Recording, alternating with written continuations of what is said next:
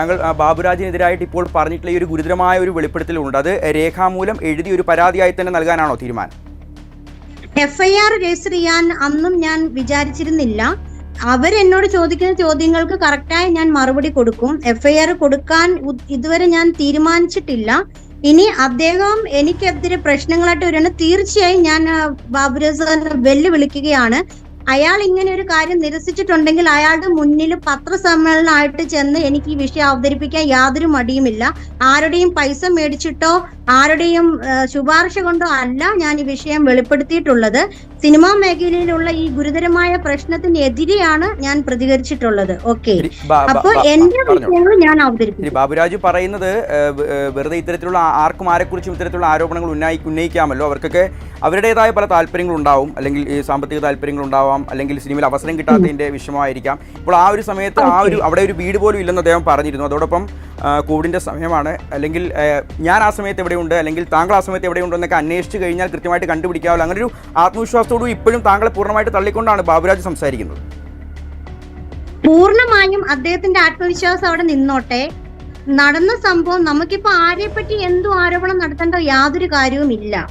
നിലവിൽ സിനിമയിൽ ഇപ്പൊ നിൽക്കാത്ത ഒരാളാണ് ഞാൻ. എനിക്ക് അവസരം കിട്ടാത്തതിന്റെ പേരിലോ ആരെങ്കിലും പൈസ തന്നതിന്റെ പേരിലോ ഒന്നും എനിക്കിപ്പോ അയാൾക്കെതിരെ വൈരാഗ്യബുദ്ധി വെക്കേണ്ട ആവശ്യമില്ല. കാരണം ഞാനിപ്പോ സിനിമയിൽ ഇല്ലാത്ത ആളാണ്, സിനിമ ആഗ്രഹിക്കാത്ത ഒരാളാണ് ഇപ്പോ. അന്ന് സിനിമ ആഗ്രഹിച്ചിരുന്നു. പിന്നെ പരിപൂർണമായും ആത്മവിശ്വാസത്തോടെ ഇത് നിരസിക്കുന്നു എങ്കിൽ വെള്ളപ്പൊക്കം വന്നിട്ടായിക്കോ എന്തായിക്കോട്ടെ, നമുക്ക് കൃത്യമായ കാര്യങ്ങൾ പറയാൻ കഴിയുമല്ലോ. ആരുടെയും ഒന്നും വാങ്ങിയിട്ടൊന്നും അല്ല ഞാൻ പറയുന്നത്. അയാൾക്കെതിരെയുള്ള ഒരു ആരോപണം എന്ന് വെച്ചാൽ അയാൾ ചെയ്ത ഒരു കുറ്റകൃത്യം ഞാൻ വെളിപ്പെടുത്തിയെന്നേ ഉള്ളൂ. കാരണം സിനിമയിൽ പല നടന്മാരും നായകന്മാരും എല്ലാവരെയും പറ്റി ആരും ഒന്നും പറയുന്നില്ല. അവര് നേരിട്ട അനുഭവങ്ങൾ ആരിൽ നിന്നുണ്ടായ അവരെ പറ്റിയേ പറയുന്നുള്ളൂ. പൊതുവെ ഇപ്പം അമ്മ സംഘങ്ങളിലെ പല ആൾക്കാരും പറയുന്നുണ്ട് ആരെ പറ്റി ആരോപണം പറയാം, എന്താണ് നിഷ്കളങ്കരായ തെറ്റ് ചെയ്യാത്തവരെ ഇതിൽ പെടുത്താൻ പറ്റും. അങ്ങനെ ചെയ്തിട്ട് എന്ത് നേടാൻ ആർക്കാ ഉള്ളത് എന്നുള്ളത് നമുക്കറിയില്ല. നമ്മൾ കൃത്യമായ ഒരു പരാതി എഴുതി കൊടുത്തും തെളിവ് മൊഴിയോടൊപ്പം തെളിവുകളും കൂടി ഹാജരാക്കി പോവുകയാണെങ്കിലല്ലേ ഇതിനൊക്കെ ഒരു മാറ്റം വരും. ഈ ഒരു വിഷയത്തിൽ അങ്ങനെ തന്നെയല്ലേ താങ്കൾ ചെയ്യേണ്ടത്?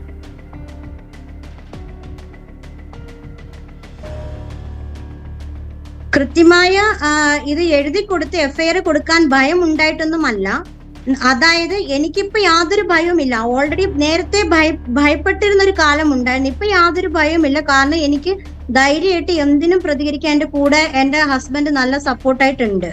പക്ഷെ ഇപ്പൊ FIR കൊടുക്കാനതിന്റെ കാരണം ഞങ്ങൾ നിലവിൽ കേരളത്തിൽ എപ്പോഴും ഉണ്ടാവാറില്ല, നാട്ടിൽ ഉണ്ടാവാറില്ല. അപ്പൊ ഹസ്ബൻഡ് പറഞ്ഞു ഇപ്പൊ പ്രതികരിക്കാനും ഇതിനൊന്നും കേസ് കൊടുക്കാൻ നിൽക്കണ്ട, ഒരു അവസരം വരുമ്പോൾ നമുക്കിത് വെളിപ്പെടുത്താമെന്നാണ് പറഞ്ഞിരുന്നത്.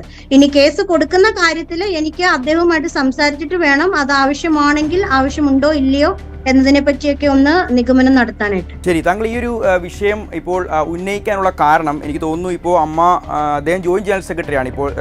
ജോയിന്റ് സെക്രട്ടറിയാണ് ഇപ്പോൾ ബാബുരാജ്. അമ്മ ജനറൽ സെക്രട്ടറി സ്ഥാനത്ത് നിന്നും കഴിഞ്ഞ ദിവസം വലിയൊരു ആരോപണത്തെ തുടർന്ന് സിദ്ദീഖ് മാറി നിൽക്കേണ്ട ഒരു അവസ്ഥ വന്നു. ഇനി ചേരുന്ന അടുത്ത കമ്മിറ്റികളിൽ ബാബുരാജിനെ ആ ഒരു പ്രധാനപ്പെട്ട സ്ഥാനത്തേക്ക് കൊണ്ടുവരാനുള്ള ഒരു പേര് തന്നെയാണ് പറഞ്ഞ് കേൾക്കുന്നത്. അതുതന്നെയാണോ ഇപ്പോൾ ഇങ്ങനെ ഒരു കൃത്യമായ ഒരു വെളിപ്പെടുത്തലുമായി മുന്നോട്ട് വരാനുള്ള ധൈര്യം തന്നത്, അല്ലെങ്കിൽ അങ്ങനെ തോന്നാൻ കാരണം? അദ്ദേഹം പറയുന്നുണ്ട് അയാള് ജനറൽ സെക്രട്ടറി സ്ഥാനത്തേക്ക് വരുന്നതിനോട് എതിർപ്പുള്ളത് കൊണ്ടാണ് ഇത്ര പെട്ടെന്ന് അയാളെ പറ്റി ഒരു ആരോപണം പറയുന്നതെന്ന്. പക്ഷെ നമ്മൾ എല്ലാവരും ഓരോ അവസരം വരുമ്പോ ഏത് സാഹചര്യത്തിലാണോ പറയേണ്ടത് അപ്പോഴാണല്ലോ പറയുന്നത്. ഇപ്പൊ ജനറൽ സെക്രട്ടറി സ്ഥാനത്ത് അയാള് യോഗ്യനല്ല എന്ന് എനിക്ക് തോന്നിയതിന്റെ പേരിലാണ് എനിക്കുണ്ടായ അനുഭവം ഞാൻ ഇത് തുറന്നു പറഞ്ഞത്. ഇനിയിപ്പോൾ സ്വാഭാവികമായിട്ടും ഇതൊക്കെ കാണുന്ന ഇപ്പോൾ താങ്കൾ തന്നെ കാണുന്നുണ്ടാവും, ഈ കൃത്യമായ വെളിപ്പെടുത്തൽ നടത്തുന്ന കമന്റ് ബോക്സിലൊക്കെ ആളുകൾ പറയും ഇത്ര നാൾ എവിടെയായിരുന്നു. ആ ഒരു ചോദ്യം താങ്കൾ നേരിടേണ്ടി വരുമല്ലോ, എന്താണ് അവർക്കുള്ള മറുപടി? ഇത്ര നാൾ എവിടെയായിരുന്നു എന്ന ചോദ്യത്തിന് സമൂഹത്തിലെ പെൺകുട്ടികൾ ആൺകുട്ടികൾ എന്തുമായിക്കോട്ടെ ആരും അത് മൈൻഡ് ചെയ്യില്ല. സമൂഹത്തിൽ ഒരു പെൺകുട്ടിക്ക് ഒരു കേടുപാട് സംഭവിച്ചാൽ നമ്മുടെ സമൂഹം തന്നെ അവരെ തിരസ്കരിക്കുന്ന ഒരു സാഹചര്യമാണ് ഉള്ളത്. ആ സാഹചര്യത്തിൽ വീട്ടിലായാലും സമൂഹത്തിലായാലും അവളുടെ നിലനിൽപ്പിനെ പറ്റി ചിന്തിക്കുമ്പോൾ ഇത് ഉള്ളിലൊതുക്കാനാണ് മിക്ക കുട്ടികളും വിചാരിക്കുന്നത്. എന്നാൽ ഇങ്ങനെ സംഭവിച്ച അല്ലെങ്കിൽ പ്രശ്നങ്ങൾ നേരിടുന്ന പെൺകുട്ടികളെ സപ്പോർട്ട് ചെയ്യുന്ന ഒരു സമൂഹം നമുക്കുണ്ടെങ്കിൽ ഏതൊരു പെൺകുട്ടിയും ധൈര്യത്തോടെ എനിക്ക് ഇന്ന പ്രശ്നം ഉണ്ടായെന്ന് വെളിപ്പെടുത്താൻ തയ്യാറാവും. അതാണ് അതിന്റെ പ്രധാന ഘടകം. ഇത്രയും നാൾ എവിടെയായിരുന്നു എന്ന ചോദ്യത്തിന് സ്വന്തം വീട്ടിലെ അമ്മയോ സഹോദരിമാരോ അവർക്കൊക്കെ എന്തെങ്കിലും ഒരു വിഷയം വന്നാൽ ഈ പറയുന്ന ആരായാലും അവര് രഹസ്യമായി ആ പ്രശ്നം പരിഹരിക്കുകയോ അല്ലെങ്കിൽ തന്റെ പെങ്ങൾക്ക് അല്ലെങ്കിൽ അമ്മയ്ക്ക് സമൂഹത്തിലൊരു മാനക്കേട് വരരുത് എന്ന രീതിയിൽ പെരുമാറുന്ന സമൂഹമാണ് കേരളത്തിലുള്ളത്.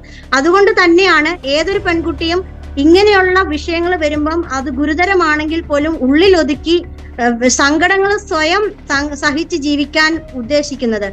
ഞാനും അങ്ങനെയായിരുന്നു. പല ഭയപ്പാടുകളും ഉണ്ട്. ഇവർക്കെതിരെ പറയുമ്പോൾ ഇവരെന്തെങ്കിലും പ്രശ്നം ഉണ്ടാക്കുവോ, വീട്ടിലെ വിഷയങ്ങൾ ഉണ്ടാക്കുമോ, സമൂഹത്തിലെ സാധ്യതകളൊക്കെ വിചാരിക്കും. പക്ഷെ ഇന്നിത് തുറന്നു പറയാനുള്ള ധൈര്യം, ഞാൻ ഇങ്ങനെയൊക്കെ ആയി, എന്നെ ഇങ്ങനെയൊക്കെ പലരും പ്രശ്നം ഉണ്ടാക്കി എന്ന് അറിഞ്ഞിട്ടും എന്റെ ഭർത്താവ് തരുന്ന ആത്മവിശ്വാസവും തന്റേടവും ധൈര്യവുമാണ് ഇത് പറയാൻ എന്നെ പ്രേരിപ്പിച്ചത്. അങ്ങനെ എല്ലാവരും ഇടപെടുകയാണെങ്കിൽ ഇങ്ങനെയുള്ള പെൺകുട്ടികളെ കൈപിടിച്ചുയർത്താൻ നല്ല ആത്മവിശ്വാസവും സ്നേഹവും കരുതലുമുള്ള സമൂഹം ഉണ്ടെങ്കിൽ ആരും ഇത് ഏത് നിമിഷവും വെളിപ്പെടുത്താൻ റെഡിയാവും.